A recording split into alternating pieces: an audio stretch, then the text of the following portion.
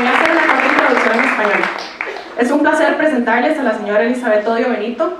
La señora Odio estudió Derecho en la Universidad de Costa Rica y se desempeña como una de las jueces en la Corte Interamericana de Derechos Humanos. A lo largo de su carrera profesional ha hecho hincapié en los derechos de la mujer, ya que jugó un papel clave en el Tribunal Penal Internacional para la antigua Yugoslavia.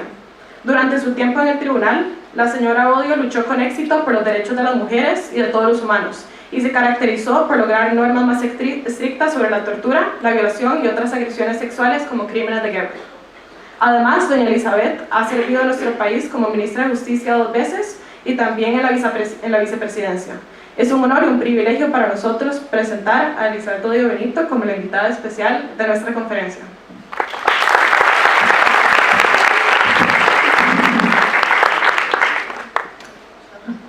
Muchas gracias, Mayre. Ustedes se preguntarán cómo he hecho tantas cosas. Bueno, no es difícil, es cuestión de acumular años. Y ustedes se pueden dar cuenta de que tengo suficientes encima como para haberlos empleado en lo que más me gusta, que es en trabajar por los derechos humanos. Pero Marifé, en esa tan amorosa presentación, no les dijo que algo que yo siempre señalo, porque ha sido de las partes más importantes de mi vida, que durante casi 30 años di lecciones en la Facultad de Derecho de la Universidad de Costa Rica. Y eso me mantuvo siempre en contacto con lo que yo sigo creyendo es lo mejor de nuestro país, que es su juventud. Todos ustedes que han venido esta mañana a trabajar, a compartir, a pensar en temas que les atañen directamente, que como dijo Marifé, este que vivimos es un momento muy especial en nuestro país y requiere de todas y de todos nosotros. Muy buenos días, señor director. Muy buenos días, señores delegados. Muy buenos días, señora secretaria general, señores secretarios adjuntos. Muy buenos días a todas y todos ustedes, a profesores, estudiantes que han venido de diferentes centros educativos a conversar entre todas y todos ustedes esta mañana. Es muy importante que recordemos, ustedes, yo me imagino que por lo menos 2/3 partes de ustedes no habían nacido cuando este siglo XXI empezó. Pero lo que estamos viviendo hoy día viene directamente de lo que ocurrió en el siglo XX, sin olvidar todo lo que ocurrió en siglos anteriores, pero el siglo XX es especialmente importante. ¿Por qué? Porque en el siglo XX ocurrieron 2 guerras mundiales, 2 catastróficas y espantosas guerras mundiales, que costaron millones de víctimas, sobre todo civiles inocentes. La Segunda Guerra Mundial, la que empieza con la invasión de Polonia en 1939 por parte del ejército nazi, es la que da inicio a una guerra que costó millones y millones de vidas en toda Europa y prácticamente en todos los continentes. Una guerra, esta segunda, en donde ocurrió uno de los peores genocidios, no el único, pero sí uno de los peores genocidios que conoce la humanidad, que es el genocidio del pueblo judío, que junto con homosexuales y gitanos fueron a dar a los hornos crematorios en los campos de exterminio de Auschwitz y Treblinka y muchos otros que se abrieron por Europa. Fueron millones de seres humanos que perdieron la vida por ninguna otra razón más que por ser personas de alguna manera diferentes o de distinta religión o de distinta afiliación. Contra eso, aparte, y no podemos olvidar la hecatombe nuclear de 2 bombas atómicas que se tiraron sobre Japón, sobre poblaciones civiles. Ello hizo que en 1945 las naciones vencedoras de la guerra decidieran que había que hacer algo muy importante para parar. Veníamos de una Primera Guerra Mundial, habíamos vivido una Segunda Guerra Mundial catastrófica, destructiva, que había que hacer algo. Y ese algo había que encontrarlo en el marco jurídico, en la ley, en el derecho internacional, que es el conjunto de reglas que regulan la relación entre los estados y sus ciudadanas y ciudadanos. Así nacen las Naciones Unidas en 1945 en San Francisco, California, con una carta de la que hoy posiblemente acordarán mucho, una carta que establece desde el principio que hay que luchar por la paz y la seguridad internacionales y que las relaciones entre las personas tienen que estar basadas en el respeto a los derechos de cada una de esas personas. Las Naciones Unidas, desde entonces, son el máximo instrumento, junto con sus órganos, que tenemos para evitar la guerra y para pelear por la paz, para establecer la paz. No son todo lo que quisiéramos que fueran. Tienen muchos problemas, han sufrido muchos traspiés. Pero como dijo uno de sus secretarios, sus primeros secretarios generales, las Naciones Unidas no son perfectas, pero el mundo sería mucho peor si no existieran las Naciones Unidas. Por eso hay que apoyarlas, por eso hay que participar, por eso hay que entender muy bien cuál es la función de las Naciones Unidas como el máximo organismo del mundo, de todas las naciones del mundo, en donde se habla, en donde se discute, en donde se encuentran acuerdos. De las Naciones Unidas surgen rápidamente unos documentos jurídicos internacionales muy importantes. La Convención Internacional contra el Genocidio, la Convención Internacional contra el Racismo y sobre todo la Declaración Universal de los Derechos Humanos, del 10 de diciembre de 1948. Es un trabajo que venían haciendo durante muchos años muchos grupos en Europa, en los Estados Unidos y en nuestro continente. En nuestro continente latinoamericano se venían desarrollando instrumentos jurídicos sobre los derechos fundamentales de las personas. El 10 de diciembre de 1948 se proclama la Declaración Universal. Y sobre esa Declaración Universal de los derechos de todas y de todos se elabora todo un marco jurídico de derecho internacional de los derechos humanos que hasta el día de hoy sigue siendo crucial para nuestra vida en democracia y en libertad. Esa Declaración Universal de los Derechos Humanos tiene lo que es para mí la ética fundamental que tiene que regirnos. Es una ética y es una profesión de vida. Cuando dice la Declaración Universal que todos los seres humanos nacemos libres e iguales en dignidad y en derechos. Eso es absolutamente esencial.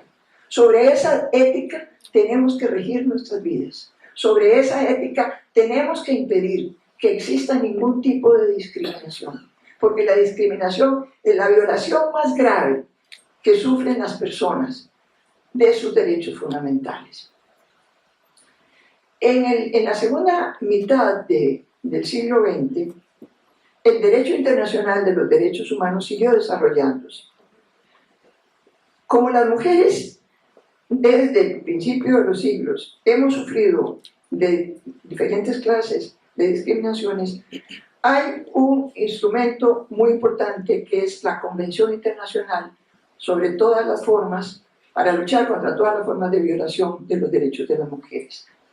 Pero también, en estos años en que se formaban las Naciones Unidas, se propugnó por algo que no se alcanzó inmediatamente, que fue la creación de una Corte Penal Internacional para juzgar a quienes cometieran graves violaciones de los derechos fundamentales que se tipificaban como crímenes internacionales.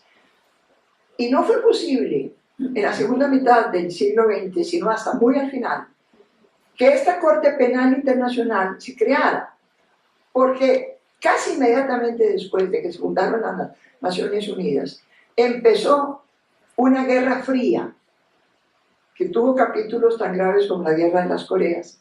Esta Guerra Fría dividió el mundo en dos bloques ideológicos totalmente antagónicos y a los que realmente les costaba mucho ponerse de acuerdo. Únicamente en las Naciones Unidas, dentro del seno, en el marco de las Naciones Unidas, era posible que estos dos bloques, el del este y el del oeste, se encontraran y conversaran y acataran sus mandatos de ir creando los instrumentos jurídicos que nos permitieran vivir en paz. Pero esta Guerra Fría, este bloque del este y del oeste impidió fundamentalmente que se aprobara la creación de una Corte Penal Internacional. Ya casi al final del siglo XX, cuando se creía que expresiones como limpieza étnica se habían eliminado del vocabulario jurídico y social de nuestro mundo, se dio en la antigua Yugoslavia, en el país que se formó de la unión de los pueblos eslavos después de la Segunda Guerra Mundial, ahí en Yugoslavia, en la región que se llama los Balcanes, se desató una guerra civil terrible. Serbios, croatas, bosnio-herzegovinos, eslovenos, macedonios, fueron objeto de múltiples violaciones de sus derechos fundamentales.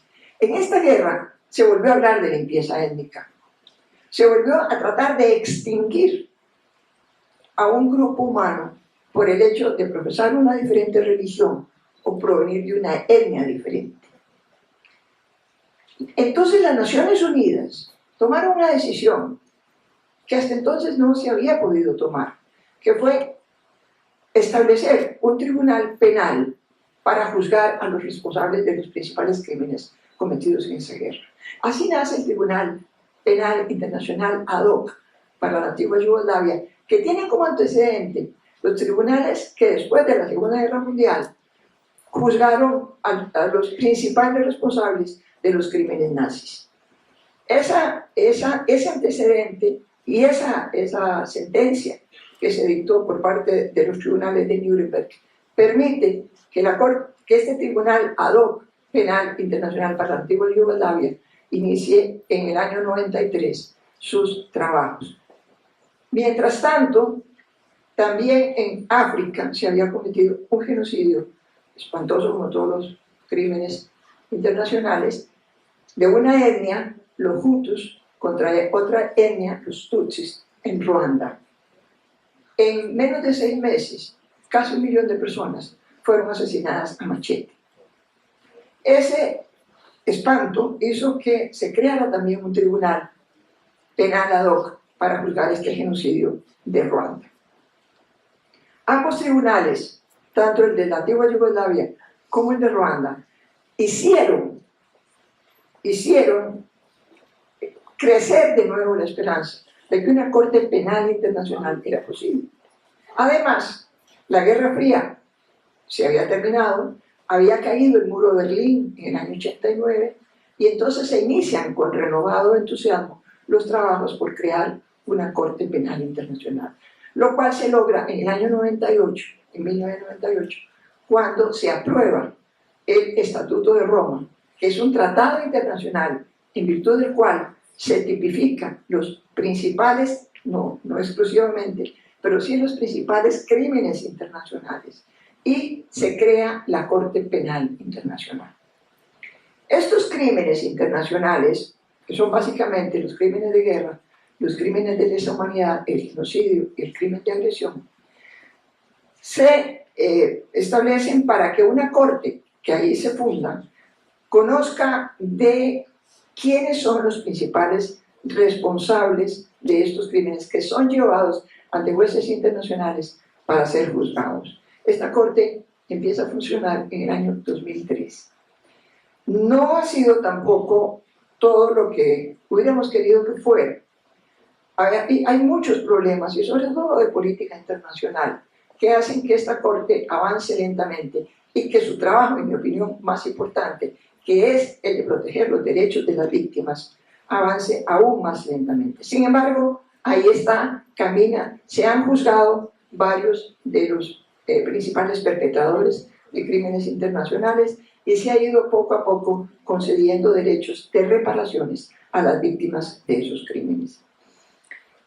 Mientras todo esto ocurría en el ámbito internacional, en nuestro continente, desde el año 48, desde 1948, Incluso antes que se aprobara la Declaración Universal de los Derechos Humanos, se aprobó una declaración que se llamó entonces de los Derechos del Hombre en Bogotá. Y fíjense que incluso antes de que existieran todos estos instrumentos internacionales en nuestro continente, había una comisión interamericana de mujeres que desde el principio trabajó por que las mujeres tuviéramos derechos políticos y derechos civiles. No teníamos entonces. Desde 1922 viene esta comisión trabajando y no ha sido a mediados del siglo XX que las mujeres comenzamos a tener en nuestro continente, en nuestras diferentes constituciones, derechos políticos. Se nos concede por parte del patriarcado el derecho al voto y se establece que somos iguales en dignidad y derechos. Por eso es que en estas elecciones de las que hablaba Marifé, los que de ustedes ya puedan votar, no serán muchos, me imagino, por las caritas que veo, pero los que ya puedan hacerlo, no dejen de hacerlo. Y sobre todo, las mujeres. A nosotras nos costó mucho, y hubo incluso pérdidas de vidas, mucha lucha para que se nos reconocieran los derechos políticos. Tenemos ahora el derecho de votar y tenemos también la obligación de votar. Hay que analizar, hay que escoger, pero hay que ir a votar. Entonces, en el año 48, mientras se declara los derechos de todas las personas, porque todos somos personas, no hay unas que sean menos personas que otras, en la comunidad internacional, en nuestro continente, se trabajaba sobre los derechos humanos de nuestras y nuestros ciudadanos.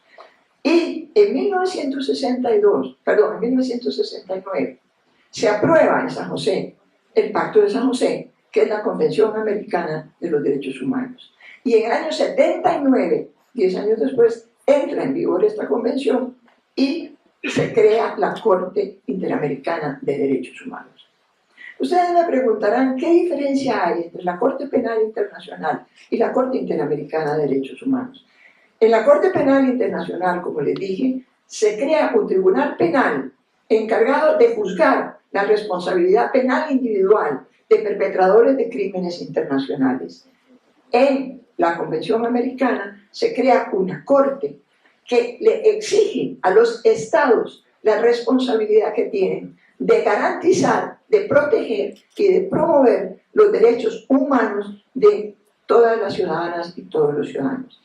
Entonces, en la Corte Interamericana, los jueces, que somos 7, nos encargamos de conocer los casos que trae la Comisión de Derechos Humanos en donde se acusa a un Estado de violentar los derechos fundamentales de las personas. Estos casos son muy importantes, han creado una jurisprudencia muy importante que hoy día está incorporada prácticamente en todas las constituciones del continente, donde se protege la vida, la libertad, la integridad física de las personas y se declara en muchas de sus sentencias los derechos de las mujeres a ser tratadas con dignidad en su libertad y en sus derechos. Y se sanciona a los estados que permiten o que no cumplen con sus obligaciones de vigilar que nuestros derechos no sean violentados por mecanismos como la violencia sexual. Y la violencia, no solo la violencia sexual, sino también otras formas de violencia de las cuales, sobre todo las mujeres, aunque no exclusivamente las mujeres, seguimos siendo víctimas. Todo esto, amigas y amigos queridos, lo que nos permite es tener a nuestra disposición un instrumental jurídico para protegernos de las arbitrariedades y las discriminaciones. Marifé decía en su muy inteligente intervención que estamos viviendo momentos difíciles en esta próxima elección de presidente que tenemos en Costa Rica. Pero nunca perdamos de vista que la democracia es el régimen institucional en donde todas y todos tenemos los mismos derechos. Y que eso se fundamenta en los principios esenciales de los derechos humanos. Y que estemos donde estemos, tenemos que ser muy vigilantes y tenemos que ser garantes de que esos derechos humanos, como lo dice la Declaración Universal, como lo dice nuestra Convención Americana, sean los mismos para todas y para todos, porque esto es el único mecanismo que nos garantiza la paz, la seguridad, la democracia y la libertad, que son nuestros valores fundamentales. Y ustedes, que son el futuro de nuestro país, el futuro inmediato de nuestro país, llévenlo siempre muy claro en sus mentes y en sus corazones. Muchas gracias, señor director, por esta invitación. Muchas gracias a todos.